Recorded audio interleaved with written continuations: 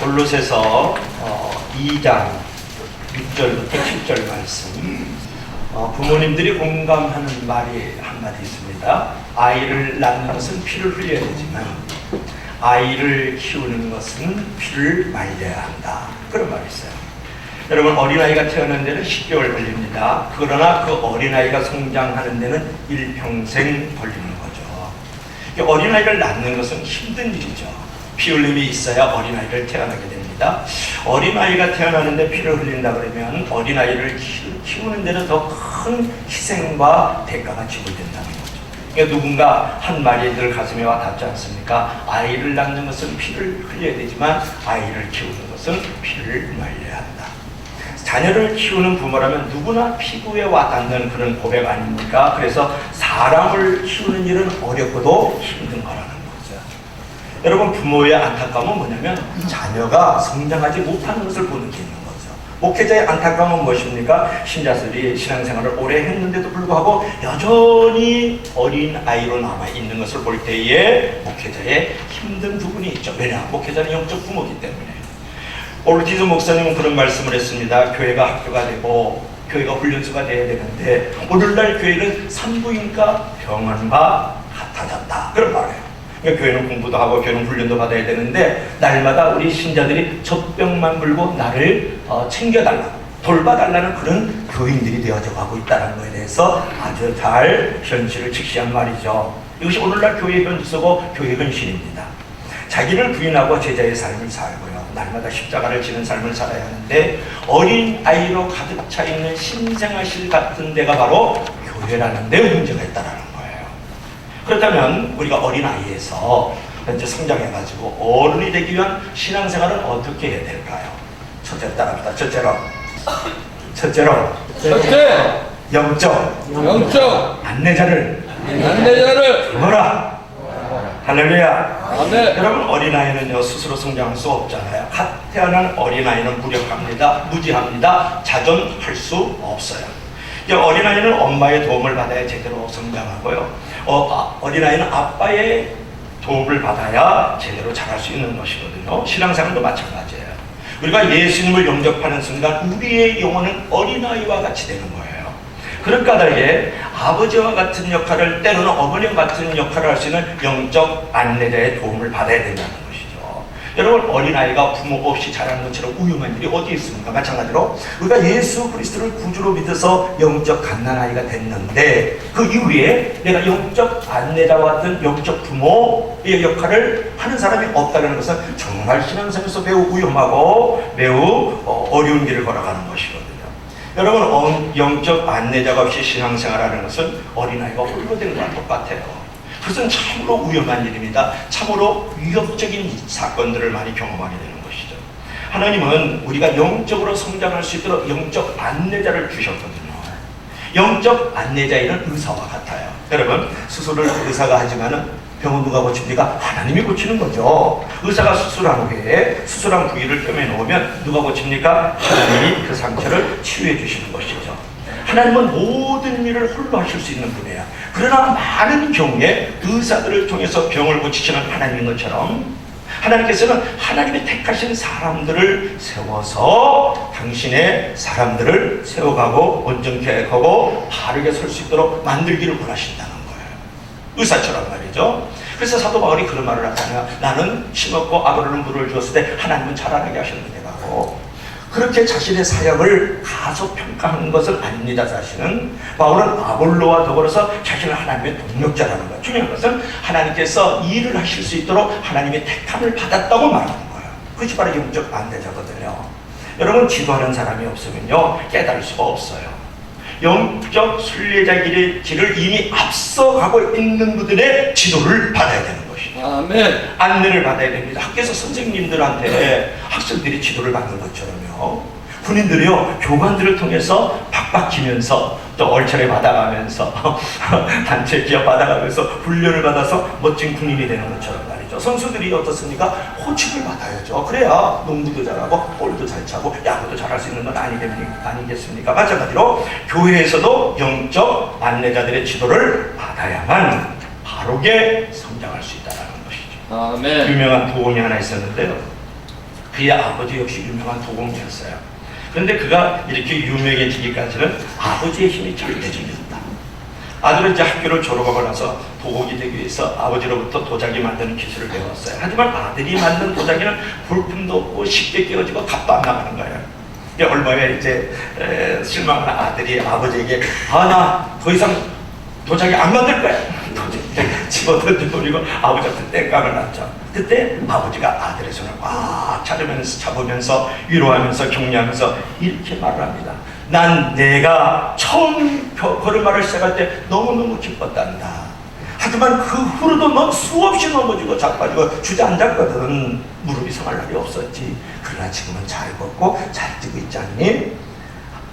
마찬가지로 너가 이 도자기를 만드는 동안에 많은 실수가 있고 실패가 있고 넘어짐이 있고 주저앉을 때가 있단다.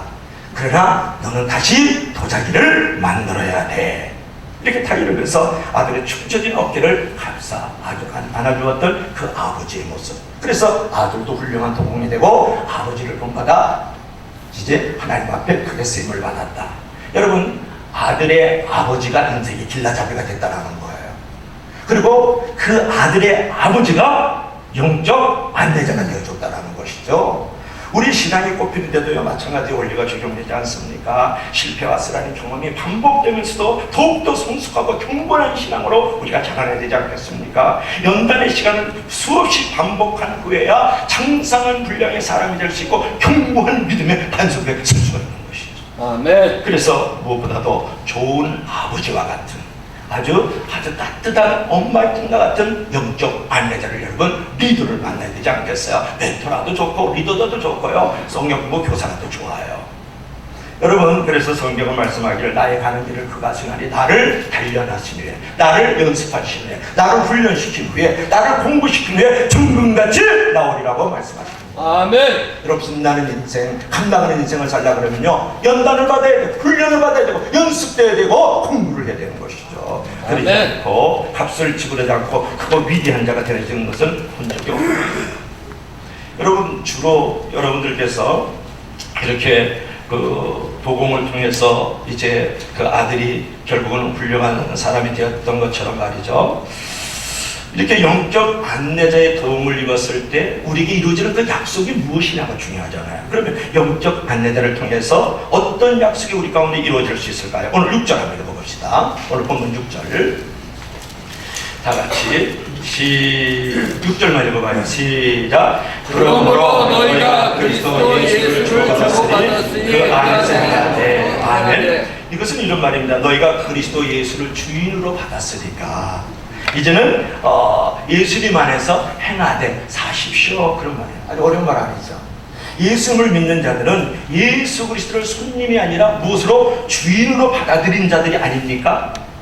그렇다면 그분이 당신의 삶에서 과연 나의 주인으로 여러분들이 환영하고 그분을 모셔드리고 있고 그분의 지배와 다스림을 받고 있느냐는 거예요. 그분의 삶의 주인이시란 말은 뭐냐면 그 모든 삶의 영역에서 그분께서 다스리고 지배하고 있느냐라는 말을 여러분에게 묻고 싶은 것이죠. 여러분, 바울의 말처럼 그분이 주님으로 받아들여졌다 그러면 이제는 그분 안에서 행해야 되고 그분 안에서 살아야 되거든요. 행하되 날마다 행하며 계속해서 행해야 되는 것이죠. 그리스도 예수를 주인으로 모시고 삶의 모든 영역에서 그분의 다스림을 받는 자의 삶의 모습은 바울은 이렇게 묘사를 하고 있어요. 주를 모신 사람은 온몸으로 그리스도를 위해서 살아야 됩니다. 그렇게 해서 지식은 신앙이 돼야 되고 신앙은 다시 삶이 돼야 된다고 오늘 6절에 말씀하고 있는 것을 여러분이 깨달아야 돼요. 이것이 바로 사도 바울이 6절에서 강조하고 있는 내용이거든요. 여러분의 지식이 신앙이 되고 신앙이 삶의 자리로 나타나질 때 그것이 바로 예수 그리스도를 나의 삶의 주인으로 모시고 사는 것 아니겠습니까? 그만큼 내가 주님께 나의 모든 순종의 영역들을 내어줄 때 주님께서 책임져 주시고 책임지는 것만큼 주님께서 우리에게 은혜를 주시고 복을 내려주시는 것이죠. 이런 변화와 성숙은요, 영적 안내자를 통한 성령의 역사 속에서 이루어지는 줄로 믿을 수 있기를 바랍니다. 자, 마지막으로 따라합시다. 성경 공부를 훈련을 체계적으로 지속적으로 만나십시오. 아멘. 이제 어린아이가 잘 성장하기 위해서는요, 잘 먹어야 돼요. 마찬가지로 영적인 어린아이 같은 우리들도 마찬가지 아니겠습니까? 영적으로 잘 성장하기 위해서는 영의 양식을 잘 먹어야 되는 거죠. 갓난아기 시절에는요, 흰려는 젖을 먹어야 됩니다. 그러나 장성한 후에는 이제 단단한 음식을 먹을 줄 알아야 되지 않겠습니까? 그때 신앙적으로 견고해지고 믿음의 굳게 설 수가 있는 것이거든요. 그래서 히브리서 5장 13절 14절 너무나도 잘 아는 말씀인데요. 대저 젖을 먹는 자마다 어린 아이니 의의 말씀을 경험하지 못한 자요.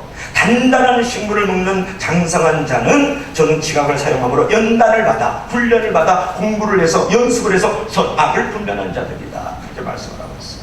그러니까 젖을 먹는 자와 같은 자는 하나님의 말씀을 경험하지 못했지만 이제 단단한 식물을 먹는 장성한 자들은 하나님의 말씀을 경험하고 또 선악을 분별하는 자들이 된다는 거예요. 여러분, 처음에는 남이 먹여주는 말씀을 잘 받으십시오. 그 다음에 장성한 후에는 말씀을 배우십시오. 말씀을 공부하십시오. 말씀을 공부할 때에 우리는 신앙의 체계를 바로잡을 수 있는 거거든요. 공부를 한다는 것은 체계를 잡는 것이고 뼈대를 세우는 것이에요. 그래서 골격을 형성하는 것입니다. 말씀을 공부한 사람은 요동치 않는 신앙생활을 할 수 있는 것입니다. 배우시고 가르치십시오. 그때 신앙이 견고해지는 것이죠. 그런데 마음이 다친 사람들이 공부를 안 해요. 훈련을 안 해요. 어떤 사람일까요? 여러분, 이제 그 예수님의 곁에 있던 사람 중에 한 사람이 누구냐면 가룟 유다거든요. 가룟 유다는 3년 동안 예수님을 통해서 말씀을 공부를 받고 훈련을 받았거든요. 그러나 그의 마음에 갇혀 있었어요. 그런 까닭에 예수님의 말씀이 그에게는 아무 소용이 없었고 유익이 없었죠. 축복이 없었던 거예요. 인류 역사상 가장 훌륭한 교사는 누구냐면 예수 그리스도 하나님의 아들 우리의 왕 교회의 머리가 되신 예수 그리스도인 줄을 믿을 수 있기를 바랍니다. 근데 그 밑에서 3년을 쓰면서 제대로 배우지 못한 사람이 가룟 유다거든요. 그 까닭은 뭐냐면 마음의 문이 닫혔기 때문에. 왜? 돈에 눈이 멀어서 마음이 확 닫혀버릴 거예요. 여러분, 직장을 다녀야 되고 사업을 해야 됩니다. 바쁘고 분주합니다. 쫓아가야 되고 쫓기는 삶이에요. 그렇기 때문에 여러분 마음의 문이 닫힐 수 있어요. 내가 주일 나가서 주일 성서고 십자고 봉사 좀 하면 되지 뭘? 그래서 마음이 닫아버리는 거예요. 그래서 공부할 생각이나 훈련을 받을 생각을 전혀 하지 않죠. 그리고 너무 자존심이 있어요. 내가 그래도 교회를 갔다가 권사가 되고 안수집사 되고 목사 되고 장로된 되고 20년 30년 날인데 무슨 공부를 하냐 훈련을 받느냐. 내가 이만큼 믿어줬으면 됐지. 그러면서 경력신자, 실력신자도 아니고 영력신자도 아니고 결력신자가 돼가지고 그 캐리했단 말이에요. 그 지위와 체면 때문에 공부를 안 하는 거예요. 내가 장로인데 무슨 공부를 하냐. 한 방에 나갑니다, 여러분. 내가 말씀에 기초에 서지 않고 성령을 말면서 속사람이 강건해지지 않으면 사업도 한 방에 나가는 거예요. 자식들도 한 방에 나가는 거예요. 높은 지위에 있는 국회의원, 동장들이요, 말씀과 성령으로 내가 거듭나고 변화되고 거기서 지속적으로 체계적으로 훈련되지 않으면 한 방에, 여러분 많이 보지 않습니까? 각도들도 한 방에 끝나는 거예요. 우리는 얼마나 연약한 존재, 얼마나 부족한 존재냐 말이에요.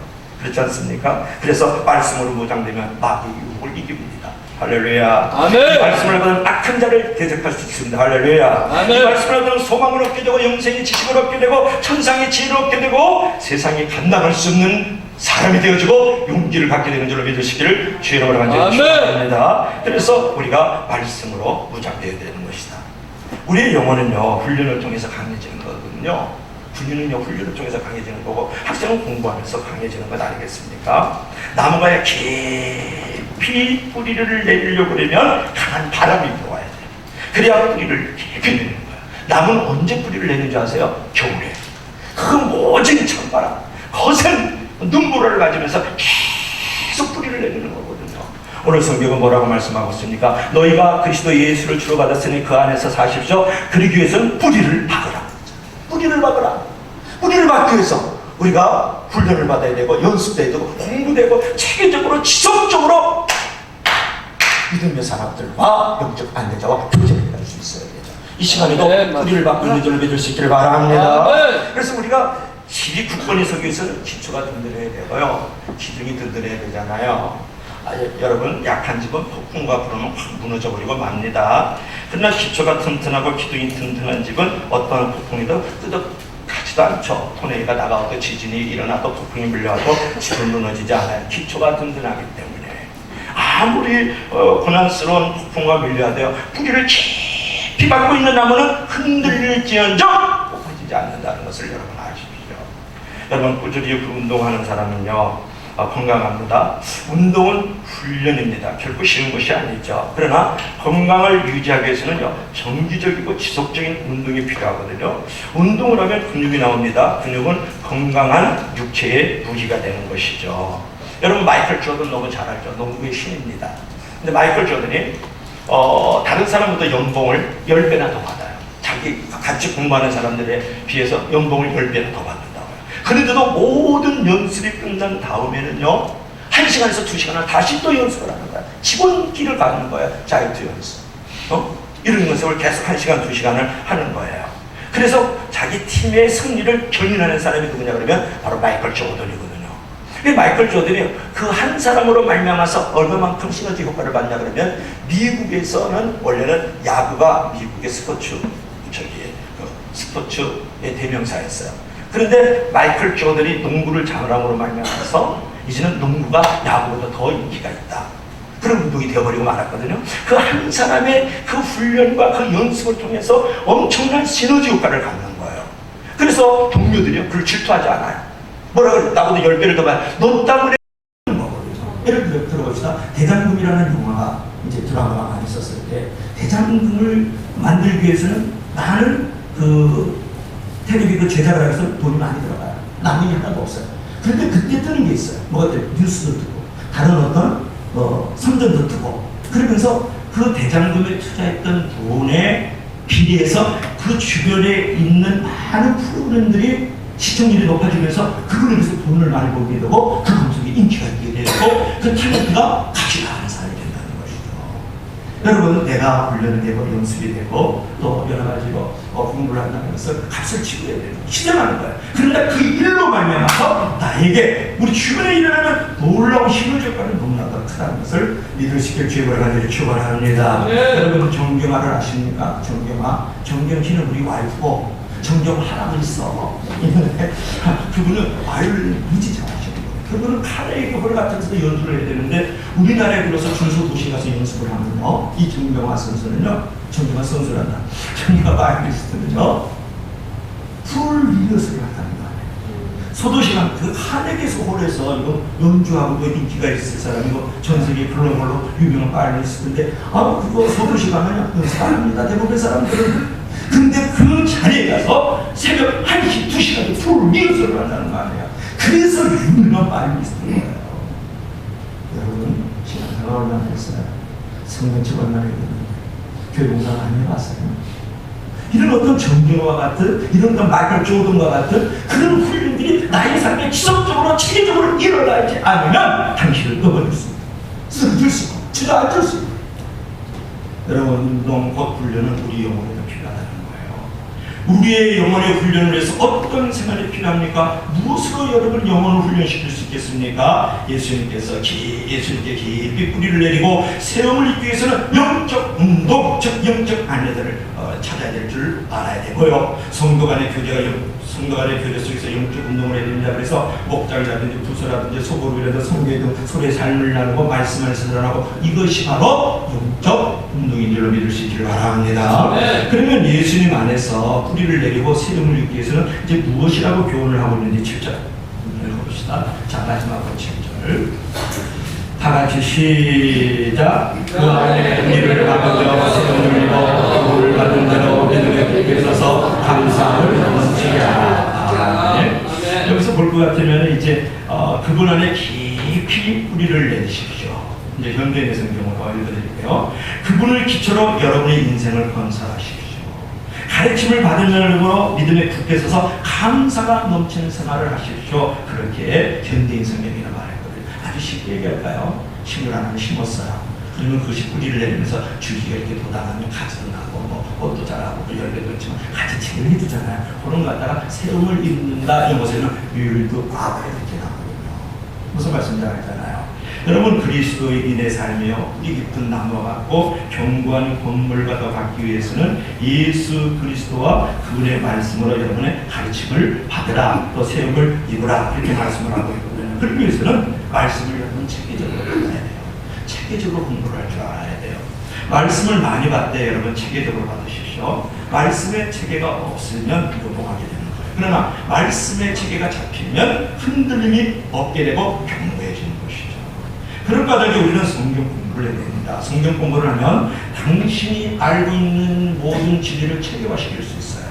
여러분이 지금 목사님 말씀을 들어서 우리 교회는 그래도 말씀이 대체적으로 강의적으로 이렇게 주제별로 책별로 나가는 편입니다만 대부분의 교회에서는 그렇게 하지 않아요. 그러면 여러분들이 말씀을 들어서 파편만 갖고 있는 거예요. 조각만 갖고 있는 거예요. 이것이 포즈를 맞춰지고 있지 않다는 거예요. 그런데 구슬이 서말에도 깨워야 뭐라 그러죠? 구슬이 서말에도 깨워야 목걸이가 될 수 있는 것처럼 감 나가는 것처럼 여러분 파편만 갖고 조금만 갖고 있으면 그것이 값진 것이 될 수가 없던 거거든요. 그래서 여러분 말씀의 구슬을 깨워가지고 말씀의 목걸이를 만드는 일이 성경 공부 훈련이거든요. 훈련을 위해서 설교도 당신이 알고 있는 진리를 지금 체계화를 지속적으로 시켜주고 있는 것 중에 하나일 수는 있죠. 근데 당신의 말씀의 체계화가 주는 신앙의 유익이 무엇이냐? 지속적으로 체계적으로 공부를 할 때 훈련이 될 때 오는 유익이 뭐냐면 우리는 다양한 모습으로 사단이 변장을 해가지고 우리를 공격해 오거든요. 말씀을 공격해 옵니다.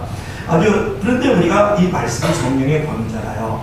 그러니까 이 날카로운 말씀으로 말씀을 공격하고 나를 공격하는 사단과 귀신과 그 지역에 있는 하늘에 있는 정사와 권세를 잡은 자들 물리쳐야 되거든요. 예를 들면 의심이 오면 말씀에서 확실히 권부를 물리치는 되고요. 그 다음에 열등의식으로 오면 자부심으로 물리치면 되는 거고, 죄책감으로 오면 용서의 공으로 물리치면 되는 것이고, 탐욕으로 공격하면 자격의 말씀으로 물리치면 되고, 음란함으로 공격하면 순결함으로 물리치면 되고, 염려로 다가오면 기도와 찬송과 믿음으로 물리치면 되는 것이죠. 아멘도 안 한다 이건 되는 거. 할렐루야. 그런 부분에서 여러분들이 공부가 되고 훈련이 되어야 된다는 거예요. 여러분 말씀을요 체계적으로 받을 뿐만 아니라 지속적으로 받아야 됩니다. 인생은요 공급의 문제예요. 내가 무엇을 공급받느냐에 따라서 당신의 인생의 칼라가 거기서 느껴지는 것이죠. 옛날 뉴스나 보고 드라마나 보고 이제 스포츠 뉴스나 보면요 그런 색깔로 나의 인생이 가는 것이고, 그러면 기도와 말씀과 또 신앙으로 무장이 되어지면 그런 색깔로 또 가지 않겠습니까? 그 색깔은 썩어질 것과 생명이 있는 것으로 가는 것이지 않겠습니까? 우리는 날마다 주기도를 통해서요 일용할 양식을 구하는 것처럼 하나님의 말씀을 날마다 구하고 먹어야 되거든요. 이스라엘 백성들이 광야에서 날마다 만나를 받아 먹은 것처럼 말이죠. 이스라엘 백성들이 애굽 땅에서요 종살이에서 벽돌을 구웠어요. 바로 지킴 밑에 있었어요. 신을 했어요. 하나님께서 모세를 보내서 그를 건져내잖아요. 광야에 들어왔어요. 40년 동안 광야 생활할 때 하늘에서 만나와 맥주를 떨어졌다. 그래서 그들이 광야 생활을 할 수 있었던 거거든요. 여러분 인생의 광야에서 무엇을 먹고 이 거칠고 험한 줄령과 같은 이 금과 같은 메마른 사막과 같은 이 세상을 이겨나갈 수 있겠어요?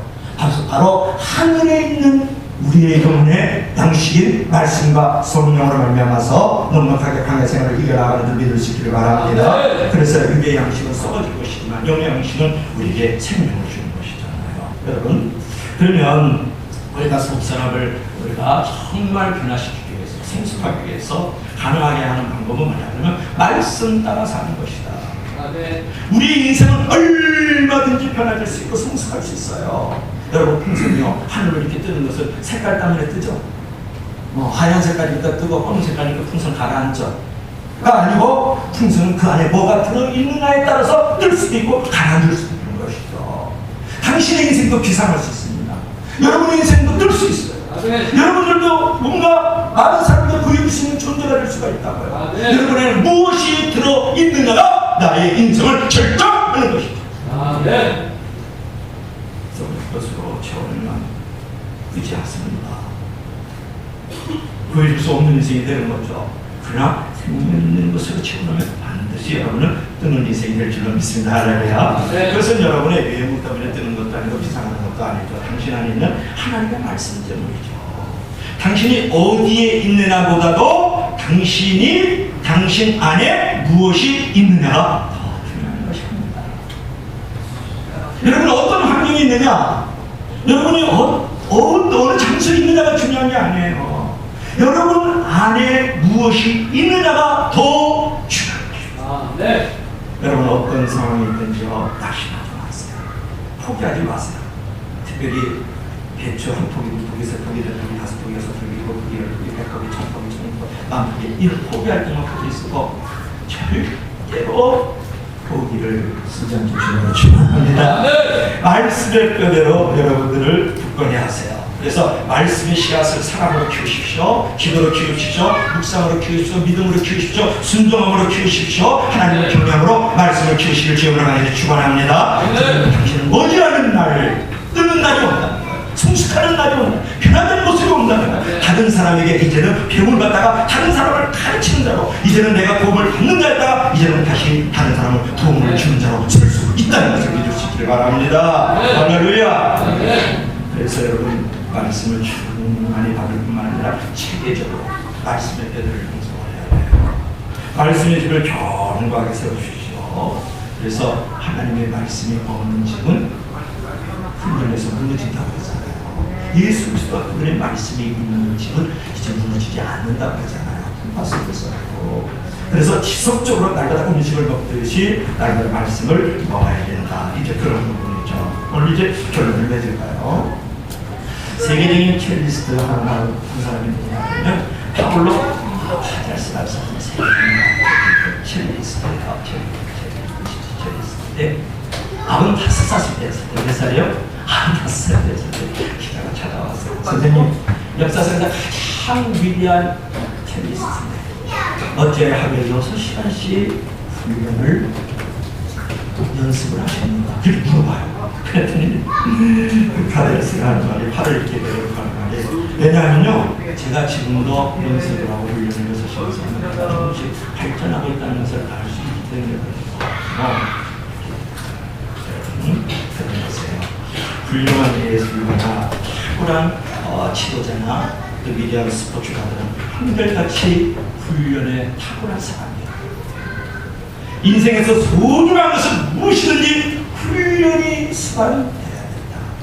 예수님은 3년 동안 동고동락하면서 제자들을 훈련시켰어요. 제자들은 3년 동안 예수님과 동고동락하면서 훈련을 받았죠. 자, 그래서 하나님 앞에 크고 위대한 것을 받았다. 자, 자신의 인생을 바꾸려면 지금 당장 시작하십시오. 어떤 예를 인정하거나 변명하지 말고 단호하게 출발하는 주님을 하늘이